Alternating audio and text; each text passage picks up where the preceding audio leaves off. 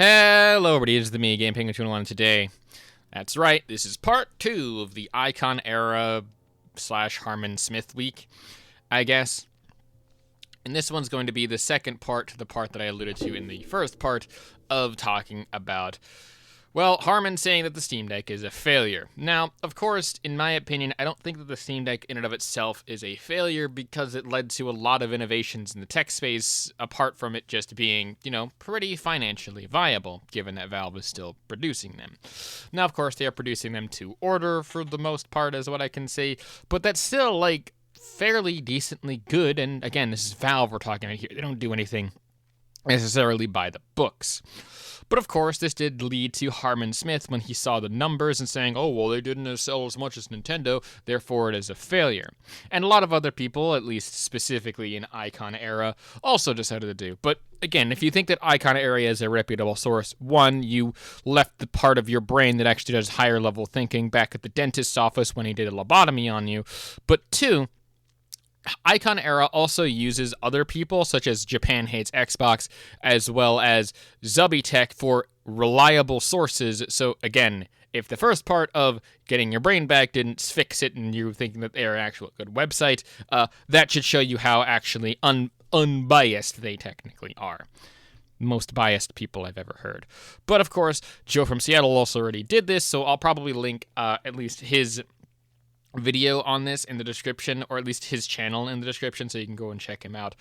But other than that, stick around for this video because we're going to be looking at a little bit more detail, starting of course off with the original Twitter post and then going into the actual Icon Era post before we dive into, I guess, the rest of this whole thing. But of course, if you like what it is that I do and support in any other way, shape, or form other than a like and subscribe, which is always enough, please hit that link down in the description. My new song will be releasing next month, and I would like to hit 1.5k subscribers by the end of the year. Please and thank you. With all that being said, let's get started, of course, with the Icon Era post saying, Harman Smith calls Steam Deck a, quote, failure, and PC fanboys are losing it. It's really not, and I find it funny how you actually say it's a, quote, failure, which implies that you don't agree that it's a failure, but of course, as we'll see, a lot of people here are thinking about it. And PC fanboys are losing it. No, we're not, because, again, we only really critique the fact that he is, well, just being Harman Smith. I really don't think that you should be agreeing with Harman Smith, Icon Era, because he hates Sony just as much as he loves Nintendo or hates the PC gaming space. He's a very dumb person with a lot of dumb takes here. But of course, we start this off with Rusty for Kiftalet saying, the Steam Deck and the PS Portal and the Asus ROG Ally are a failure if you compare them to handheld gaming systems. Now, I think that there's only really one failure in that, at least kind of, and that being the PS Portal. Now, the PS Portal in and of itself is not a failure necessarily on paper due to sales, maybe not. I think that the two are about comparable, but the PS Portal is a failure on tech innovation for a number of reasons. One of them, the biggest reasons here, is that the PS Portal is basically just the Wii U controller, but not bundled with the system and a completely separate purchase, and also then makes it very confusing as to whether or not you should buy one over the other, because, again, it's just dumb that they did this. I don't really agree with the fact that you can't play games natively on this thing, and while, yes, you can stream games to this using the PlayStation app or whatever, and it just does a lot of the stuff there, it's just really dumb that this is just a streaming device for the most part and only really uses the PlayStation in and of itself, or the PlayStation console as like a Wi-Fi router or something like that. It's just really dumb. But of course, the Steam Deck and the Asus ROG Ally only whatever in those opinions. Next up here, we have something in Spanish, I can't really say, saying sales support the claim. And then Goodman also saying, definitely agree, he's 100% right. And those two are just really weird because, as, well, one other person puts it, how do you know the Steam Deck is a failure, or do you have any profit margins from One Man Savage here? I really don't think that, agreeing with Harman Smith isn't, the greatest thing, but you can agree with his opinion. his opinion is wrong, but you can technically agree with it. Overall, I don't think that it's a failure, again, because of the scope of the operation and where it's being sold. Steam itself is already a pretty big differentiating part of the market, at least in PC gaming. So the fact that it's been sitting in the top sellers list at the current price that it's at should tell you a few things about this. And yeah, certainly. It might have sold about 3 to like 4 million-ish or whatever, but like 6 million in the total market space. That should show you how pretty significant of a success that is. It also led to other tech innovations, such as, again, more people gaming on Linux. Maybe not a huge amount, because, again, Linux scares people, but there is other successes around this thing that people just are like, oh, well, the Steam Deck failed because it's only for a niche audience. Like, yeah, but it was never meant to be on the scale of, well, all of the other actual consoles. At least not from what I could tell. Next up here, we have Big Boss with a Steam Deck is a failure because it's too expensive for what it gives. Why do these people bother anyway? Most of them don't own one. I will say this, if Valve decides to do what PlayStation is doing, making custom-made consoles at an affordable price, PlayStation will face a problem. Sweet Jesus. Okay. So we'll break this down bit by bit here. The first one saying the Steam Deck is a failure because it's too expensive for what it gives. No, I think that that's a pretty decent actual price for it. Because again, you can get it for as low as like $300 to $400, which is about the standard price of most gaming consoles nowadays, upwards to a price of $600 to $700, which is again now a standard price of game consoles, which literally gets you the PS5 Pro. But you also get things such as 1 terabyte hard drives, the never needing to play online, the fact that this is a portable console for that price, and really you're only getting it for the form factor, but you also get access to the entirety of Steam and the entirety of PC, practically. Like, you literally just buy the thing once, and you can get it repaired, you can get, like, other people to repair it for you. It's almost as if it's a device that's, like, a consumer electronic for it. Next up saying, most people don't own one, okay. And he says that if it does what PlayStation is doing, and quote, making custom-made consoles at affordable prices. Do I need to bring up the PS5 Pro and it being $700? I think we can leave it there. Moving on to Blah here saying it is 100% a failure, but not the kind of failure that has a negative impact on Steam whatsoever. People can talk about expectations all they want, but the way some people glaze this thing, it surely didn't translate into any meaningful market penetration.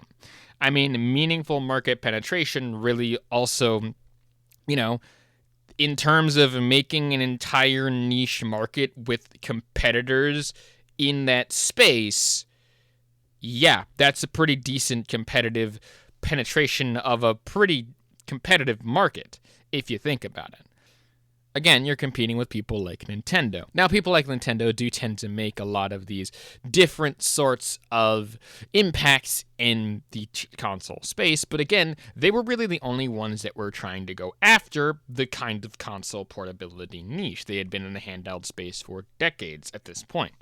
Well, whereas Valve, in their, next hardware product, because Valve doesn't do a lot of hardware stuff, again, setting expectations and, it's people glazing this thing. It's okay, it's a device that I like. Of course, I'm going to like a lot of the stuff with it. The Steam Deck is the reason why I dropped any interest in anything having to do with the Switch, because the only reason why I wanted the Switch in the first place was to play specific amounts of games, and those specific games were available on other places, such as, again, mainly ROMs, but also I didn't really feel like it was worth the price in terms of what it was. Belief or Truth here saying, kinda agree, it's only really good for Balatro and Hades. Everything else I play on my PC. At least the Switch has Nintendo first-party games that run really good on it. Really good, quote-unquote, running Nintendo games given some of the recent releases that they've had. Also, again, saying that you're saying that it has Nintendo first-party games. Steam also has first-party games, but they're technically not, but they're just releasing on Steam anyway. There's no like real first party on it, but they also have Nintendo games outwards to even before Nintendo existed, basically on ROMs. And if you still want those Nintendo first party games and you have a pretty decent amount of them, go out and just dump your games onto your PC and then, play it on your Steam Deck. Seems like a pretty decent, good thing here. Chronograph with, he's right, less than 1 million people use it today. Only hardcore Valve fans bought it. Games are never optimized for it. Compatibility layers on top of compatibility layers, nop. Now, while people still are trying to like downplay the significance of Proton and how like, oh, well, this is just a compatibility layer, it's not natively being there. I mean, it's no different than, say, a console doing emulation for its own hardware, because the emulation software is technically a compatibility layer. Because, again, a compatibility layer is usually just a generic blanket term for anything in the space of compatibility where you can actually trick the software into thinking it's running on native hardware. That's really all that it is. And it only really needs to run this check like once or twice, maybe a few times, and that's not even denouncing the fact that Sony has made games Steam Deck compatible. So, yeah. And I think to round off this section, we have, of course, the man himself, Harman saying Steam Deck is a failure, because he eventually did actually find this post. And speaking of the post, we have Mr. Brown Hat Cowboy Man, which you may have noticed from a reoccurring provenance of some of these, has made a ton of these specific fucking things. And I think in this context, it's really weird that he brings up specifically Joe from Seattle's video, and that's what this whole thread was really about. So we're going to get into that thread now. Starting, of course, off with Ethomaz saying, "It is a failure, sales show it. The gymnastics Steam users had to do to defend a trophy device that nobody outside of Steam hardcore fans wants to buy is telling. And Steam stats show that less than 1 million users play games." I still think that this is like relatively here, with Rockman29 here kind of actually mirroring a lot of the points that I would make for this specific section here, saying it depends on how you measure success. If you're talking about raw sales units, it's a terribly and is an objective failure. If you're talking about raw sales numbers, not even really, because again, of the expectations of this being a niche device for an audience of people who would want that, yeah, it's still weird. But for a niche device from a private company like Valve, which isn't that massive if you really think about it, like, that's still a pretty decent success that they actually did this, because this was never really done before Valve did. Do you remember any of the Asus Rogue Ally or anything before that? I don't think so. If you're talking about just including more SteamOS and Linux-based PCs to play games and getting Linux a foot in the door, it's a small success. It is definitely not a big success in any manner. It should be commendable to challenge Microsoft monopoly on consumer OS for a private and much smaller company in Valve. In the end, it should be viewed upon as a net good for the market. And I think that that's what the majority of PC guys and the majority of people in general would be saying about this. I don't see it as a huge, massive success that's going to redefine the entirety of the industry. No, of course not. That's fucking stupid. Anyone who said that is a fucking stupid dumbass, aka Rich from Free Tech USA. But even myself, having had one since it was actually released, because I got it from my job, I didn't get it from my job, but I got it for just the funsies of having it, I really legitimately was very into what they were doing. And again, I told people like I would literally convert a lot of my stuff to do Linux just because I wanted to support this product, because that's how much I felt that this vision in and of itself. So yes, I will say this, I am pretty biased when it comes to this because, well, I just liked the product and I really do like Valve a lot. But that doesn't necessarily mean if the product was bad or stupid or like was garbage that I wouldn't still be talking about it or using it. And again, if it was a bad, stupid, dumb product, people still would be talking about it because it would have been a failure. Because that's what I deem to be a failure if it stopped being sold for one reason or another. That's usually when a product fails after a launch period. But of course, Waluigi comes in here with a very weird, sarcastic remark of some tiny YouTuber is upset with some other tiny YouTuber said something, snooze face, with Brainiac saying, "Well, Joe framed our outs, supposed to be our site for content, so he owes us a few threads." I mean, I also have done a number of videos and some upcoming videos on your specific site talking about your stuff, and I literally did an Icon era, a palooza of dumbassery, which I do recommend that you check out if you want to really see some more of this Icon era brain stuff that's going to rot your core.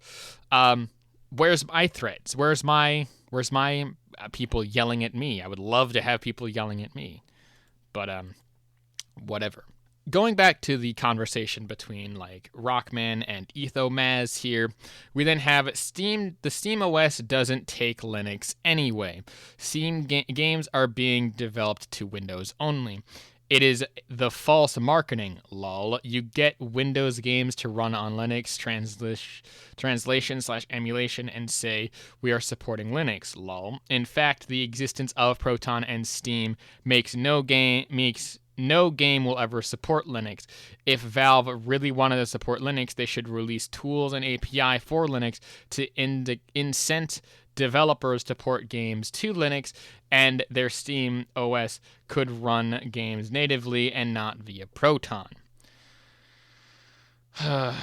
See, the thing is that that's easier said than done. I think the reason why even Proton exists in the first place is to entice developers anyway, because they don't have to do as much of the heavy lifting work that they have to do for Linux, because again, Linux is its own like proprietary kind of OS system, and there is a ton of different user-generated and open source type things that they would have to jump through in order to really get to developing for Linux.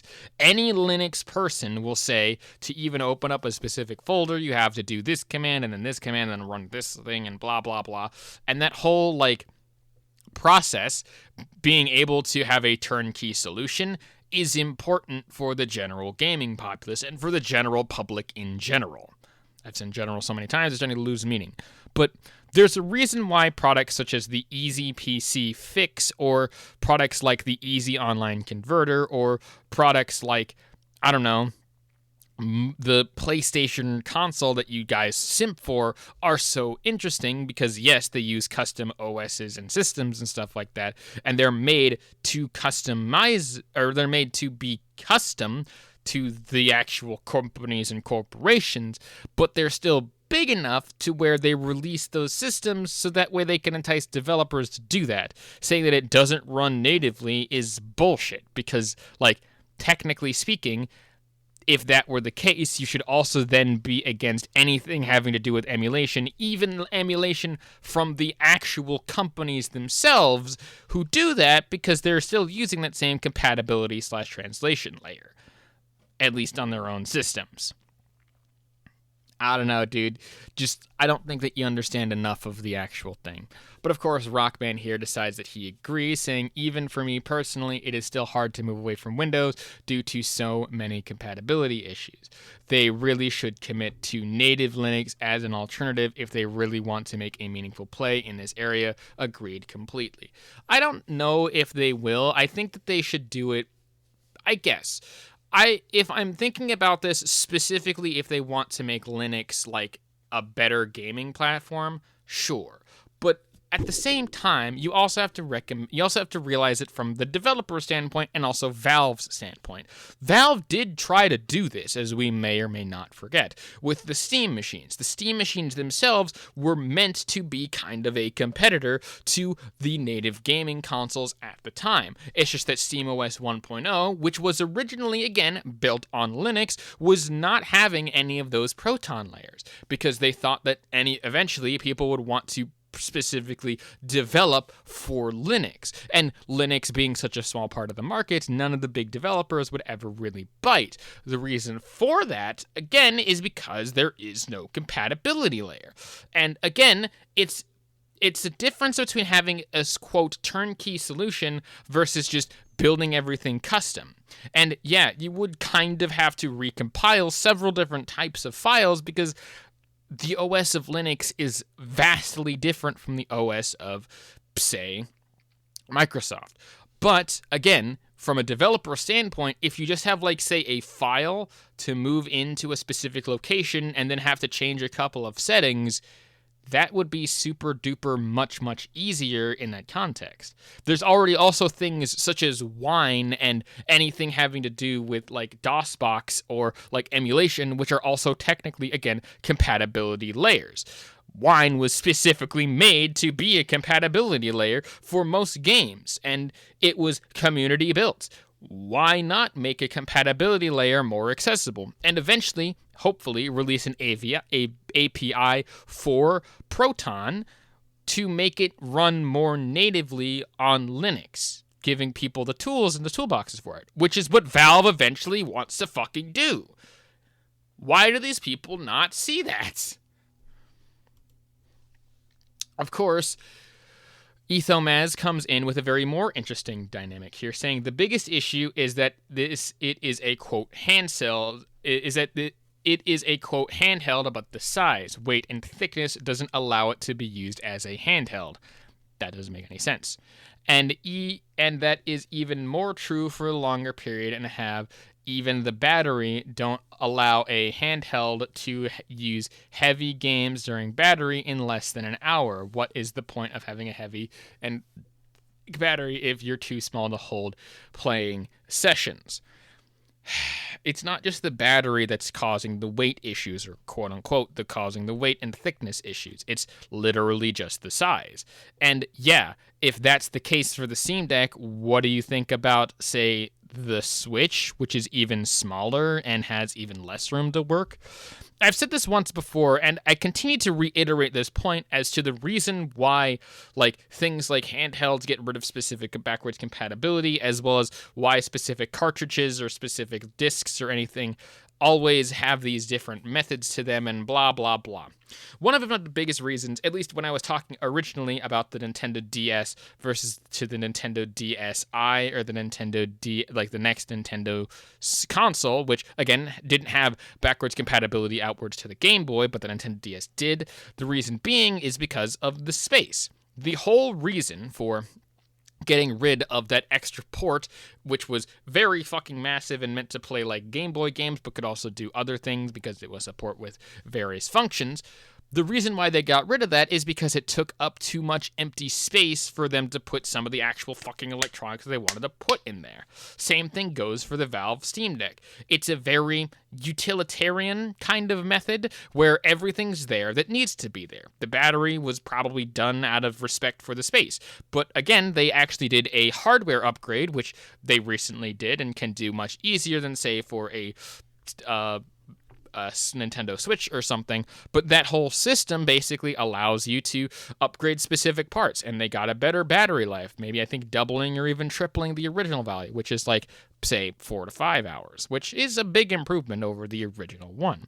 But again, you're talking about very heavy games as well, which are very graphically intensive, which takes a lot of fucking power to run. And you also have to remember that these are PC components, which take a lot of power in the first place. Yes, they've tried to mitigate the usage of that power, but you're still running games at a massive amounts of power. Obviously, the battery's not going to last that long. But of course, that's, again, a actual genuine issue. It's just the space of the area. If there was, like, an unlimited space, sure. Again, that's one of the biggest reasons why, if I were to use a more modern example, Quest versus PC VR, my PC is volumetrically bigger than a Quest will ever be. Because they have to balance it being on your face, and they can't strap an entire fucking PC to your face to get those sorts of things. Ruff says here that SteamOS solves a lot of Windows issues, but at the same time, because the device is a low power and controls are so weird, you have to adjust both in every game. I've never really had to do that unless it was emulation. He says, what issues exactly? All games are 100% compatible with Windows. Not all are 100% compatible with SteamOS. To add issues that should not exist, don't solve them. Plus, it doesn't support Linux as a gaming platform. I mean, it does. More games on Linux supports Linux as a gaming platform. That's how this shit works. Just like how games made by Sony supports the gaming network that Sony exists upon. It's the same fucking reason. And again, to reiterate here, the Proton layer is meant to kind of just be a solution to a problem that has been existing for a while, which has been developing for Linux. Yeah, it's not a great thing and can definitely be improved upon, but having that solution, even temporarily, can help fix the problem in the eventual future, or maybe not. He's saying it adds issues that should not exist and doesn't solve them is wrong. It never really adds any issues, just adds the issue of, do you want to develop for specifically Linux? And here is an extra amount of help from us, people who are trying to develop for Linux, and you can easily implement this into your game system. Like, how is that not helping support Linux as a gaming platform? That, to me, just makes no fucking sense. Of course, to round this off, this person then basically responds to both of those things that I said earlier, saying, yep, in both cases, it is a serious issue. The good thing is that the latest AMD APUs really help reduce power consumption, increase battery life, increase performance. The machine is too ahead of the PC. The machine is a little too ahead of the PC hardware, though. The alternative is to have proper SoC like real consoles such as the Switch or the PS5 and to make something with a much greater efficiency, and use GDDR for a system of GPU and RAM installed on the DDR low bandwidth stuff with PC, very common to use for the system of RAM. Kind of a mess. PC gaming needs to move forward into unified RAM, or it will create a serious bottlenecks for a long time until you can overcome it with money. Okay, so I think what he's trying to say here in this whole jumble of letters is essentially that the serious issue seems to be things such as power consumption and battery life, and that this actual device is a little too ahead of the PC hardware, at least in terms of space to power consumption. Now, there is good things here that do come out of this again. I would personally say that overall, Valve has made a very decent and, good impact on the gaming space. And all of this word salad here, sure, could possibly produce actual exponential results. But again, those can be iterated upon. Those can be worked upon later. Having even just the Steam Deck exist at all and be as popular as it is seems to be more of a proof of concept. And this proof of concept has sold over 3 to 4-ish million units and has been a continual top sellers list on Steam's own charts for at least a couple years now, which shows that there is a demand for this. And also, there's innovations in the space of the PC in other competitors that are trying to compete alongside, but just on the Windows platform. So, overall, I would still say it's a success because it sparked a new interest in trying to make platforms, in trying to make PCs integrate a bit better with consoles in some way, shape, or form. I don't know, dude. But again, I don't necessarily consider it a failure because it still produced a number of actual positives, not just in the gaming space, but also in the tech space in general. But that's just my own personal opinion. All of these people's opinions here are garbage, and even my own opinion can be pretty garbage at times because I'm not above criticism. And a lot of people will probably disagree with the fact that I think the Steam Deck, while not a huge, massive, fucking groundbreaking success, which I don't think it never really was supposed to be, is a success in what it set out to do. And that is bring more eyes and attention to Linux gaming, bring more people into the fold to play games on the go or something, and also to prove that there was a market desire to have more portable consoles that are, more powerful than the Nintendo Switch, because the Nintendo Switch 2 was only recently just announced, and for the last near decade, it's just been the Nintendo Switch with very minimal, if any, upgrades to it at all. So, I don't know. Maybe they're right, maybe they're not right, maybe they're just speaking out of their ass, maybe I'm just speaking out of my ass, but overall, I think this is the most funniest thing, because again, they decided to use Harman Smith as a reliable source. And that right there was really much so worth making this entire video in the first place. In any case, I think that'll about do it for this episode of I Ranted to This Microphone for an obscenely long amount of time until my throat decides to non-exist anymore. My name is GamePenguin21. If you like what it is that I do, want to support me in any other way, shape, or form other than like and subscribe, which is always enough, hit those links down in the description below. Maybe donate to the channel, give me some money and stuff like that. My new single, Take Me Higher, will be releasing sometime next month. Be on the lookout for that. Also, the speed paint of the actual album cover that is going to be used in this system. It's just a really fun album cover that I decided to do a speed paint of because I don't want to do it for a bit.